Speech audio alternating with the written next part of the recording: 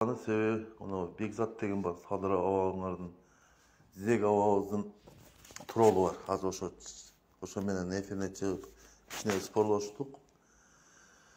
Ошо Бекзат деген бар.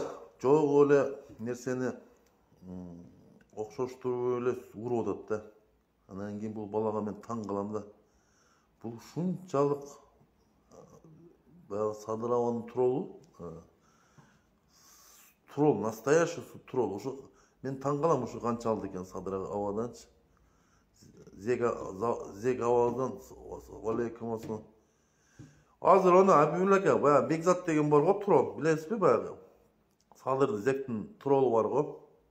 Бекзат дегенчи. Ошо менен эфирге чыктым азырчы. Калчылдашып чыгып, кичине кайсылдашып сүйлөшүп бул кылып, анан өчүп калып атат. Негедир эфир до конца чыкпай калып атат. Өчүп калып атат.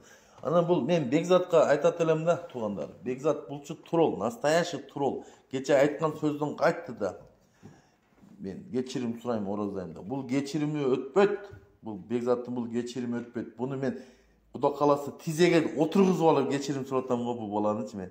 Тизеге отургузуп алып Куда каласа мен Бишкекке барып калсам, май дейм, апрель, марттарда мен Бишкекке барам, куда каласачы. Тизелетип суратам бул баланычы.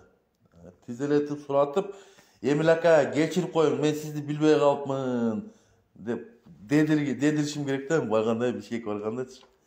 Анан туугандар, бул Бекзат ошондой бала экен да. Өзү мындай ачык эле айтам, мындай сүйлөшкөндө жакшы эле сүйлөшөт. Анан эфирге чыкканда эле өзүн жоготуп коёбу же башкача болуп калабы, түшүнбөйсүң бул балагачы.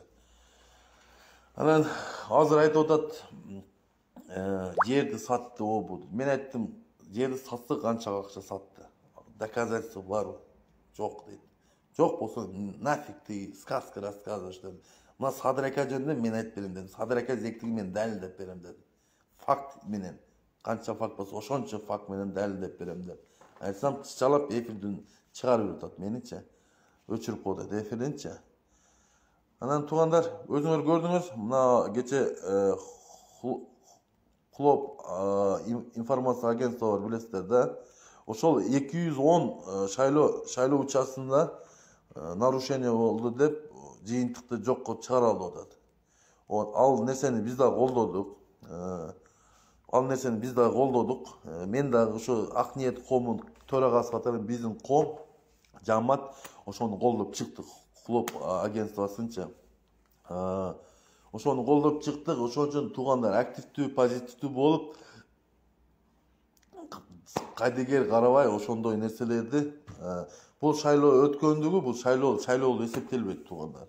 Бул шайлоо өттү деген иш болбойт да, себеби 51% добуш бере турган адамдын 51% катышканда гана шайлоо өттү деп эсептелет. Ошон үчүн бул шайлоонун жыйынтыгын жокко чыгарыш керек да, кайта эле шайлоону жаңыдан өткөрүш керек. Бирок азыркы талапкерди президенттикке Садыр акабызды кошпош керекпиз. Садыр аканы кошпой туруп шайлоону өткөрүш керек. Себеби Садыр аканын биринчиден судимыйсы бар, экинчиден бул адам мошенниктиги бар. Бул адам лучше барып акталып чыксын. Бир 2 жыл 3 жыл процесс кетет, бул акталып чыксын бул кишичи. Анан бул кишинин бир жагы болду, бийликти басып алган жери болду туугандар. Мындай айтканда узурпация власти депчи. Бул бийликти басып алды. Басып алгандан кийин президенттикке талапкерин кое албайт болчу. Премьер-министр тапшырып талапкерин койду болчу туугандар. Ошон үчүн туугандар, бул кишинин өзү турушу законсуз, мындай айтканда мыйзамсыз. Бул кишинин эми билбейм, азыр кимдер буну колдоп атат. Ачык айтайын, бул Райым Миллондун проектиси туугандар. Райым Миллон, мындай айтканда, Райым Миллон бул кишини сатып алды. Баягы Жээнбеков менен Биримдик менен Мекенин Кыргызстан парламентке келгенде Жээнбеков менен Райым Миллондун ортосунда конфликт болгон туугандар. Конфликттин себебинен ушул учурга келдик, 6-октябрга келдик деп эл көчөгө чыгып туруп парламентский шайлоонун жыйынтыгын жокко чыгарып, Жээнбековду кууп, Садыр Зег акабызды түрмөдөн алып чыгып, алып келип ошол жерге ташыйып, алып келип орнотуп атат ошол жергечи. ошол киши орнотуп ошо түрмөдөн мыйзамсыз алып чыгып туруп премьер министрге депутат чимкириктерди коркутуп премьер министр кылып 3 добуш дегенде зорго 3 жолу кворум жок болуп зорго шайлашты туугандар, туурабы? Ошо бул туруш өзү мыйзамсыз. Азыр парламенттин өзү иштеп атканда мыйзамсыз туугандар. Биринчи президенттик шайлоо эмес, биринчи парламенттик шайлоо өтүш керек эле туугандар. Парламенттик шайлоо өткөндөн кийин анан президенттик шайлоо өтүш керек. Анан буга эч ким укук берген жок. Референдум өткөзүп, опрос өткөзүлгөн бул садыр экенин эч ким укук берген жок муну референдум. Ошо эски конституция менен кала бериш керекпиз бака. Бул эски чимкирик депутаттар бул конституцияны өзгөртө албайт. Себеби бул чимкириктердин мындай айтканда кредит довериясы түгөнгөн бул чимкириктердинчи. Ошо чимкириктер мисалы ошол чимкириктер ошол Атамбаев түрмөгө чыккан ошо чимкириктер. Мисалы Жээнбековду жарга түрткөн ошо чимкириктер. Ошо чимкириктер алып келип азыр мына Садыр акабыз алып келген ошо чимкириктер. Ушуларга биз референдум өткөзүп ошо жаңы правление, жаңы конституцияны өзгөртүп ушуларга ишенебиз туугандар. Бул чимкирик депутаттарга ишенген болот. Биз референдум өткөзүп конституцияны өзгөртөбүз десек, бул чимкириктер жаңы келген депутаттыкка, жаңы келген жаңы листолор менен, жаңы партиялар менен өткөзүш керек. Анан буларга ишенич, доверие, кредит жок туугандар. Азыр мына азыркы мен кечеги шайлоонун жыйынтыгында жокко чыгарышын талап кылат элем. БШКнын деле башка международный организацияден международный наблюдательлерге айтып кетем. Шайлоонун 210 эмес, баардык жерде жокко чыгарыш керек туугандар. Шайлоону жаңыдан шайлоо кылыш керек туугандар. Ошондо гана шайлоо болот деп эсептейм. Себеби бул адамдын, бул Садыр акабыздын президенттикке бара турган укугу жок болду. Себеби бул адам соттолгон адам. Соттолгон адам бир жолу да соттолгон, 2 жолу соттолгон. Бул киши ошо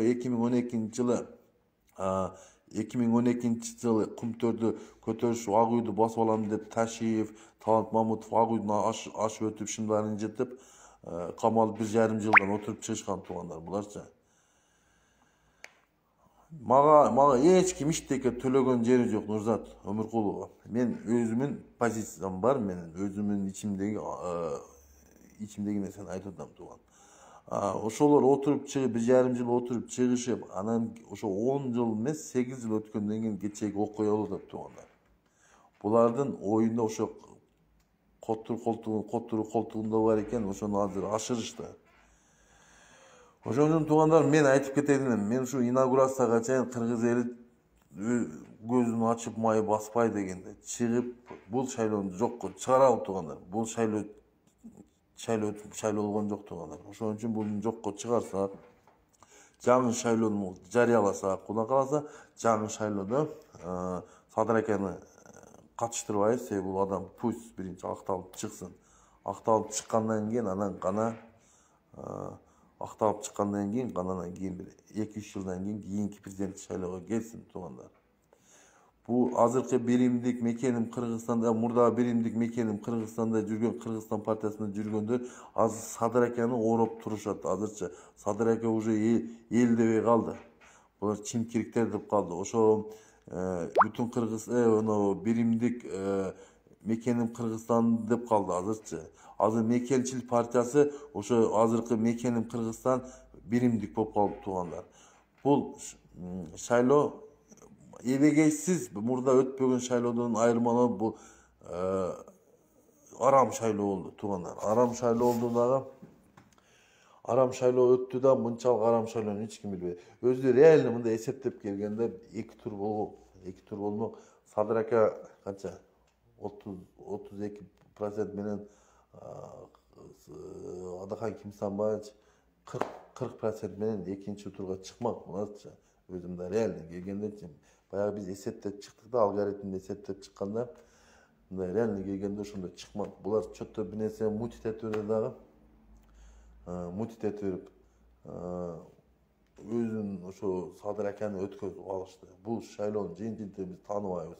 таанып алышыбыз керек. Мынчалык грязный шайлоо эч жерде өткөн эмес туугандар. Анан ошол Бекзаттын троллу, бул Бекзат тролл. Бул акчага иштеген адам. Канча акчаны мен билем, бул канча акча алганынчы Бекзаттынчы.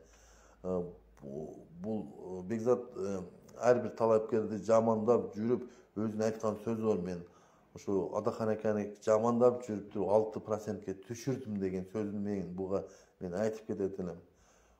Силер арам ойлор, ошо зекти бийлик алып келем деп, ар бир кишинин аброюна шек келтирип, талапкерлердин жамандап, сенчи, Бекзат, бул жакшылыкка алып келбейт деп. Мен эскертип кетем. Мен Кудай кааласа сен баягы ороза айында айткан нерсең үчүн мен сенен жооп талап кылам, Кудай кааласачы. Мен Бишкекке барсам, мен лично сен менен Бекзат жолугуп туруп, тизеге отургузуп алып туруп, весь кыргыз элинен кечирим суратам дагы, керек болсо ороза айынын путун өптүргөнгө чейин аракет кылам мен, сенчи. Ошон үчүн туугандар, бул Бекзат деген тролл деген адамды билесиңер, ватник деп коет буларды. Ошон үчүн мен эскертип кетейин, бул Бекзатка дагы, азыркы бийликке да. Бул биз бийликти тааныбайбыз. Президент шайлоонда тааныбайбыз туугандар. Кудай кааласа мына коллективный биз оонго кайрылабыз. Оондун баягы безопасность деп коет. Ошого да кайрылабыз. Кайрылып, ушу Кыргызстанда болгон окуялар боюнча бизге кандай карашат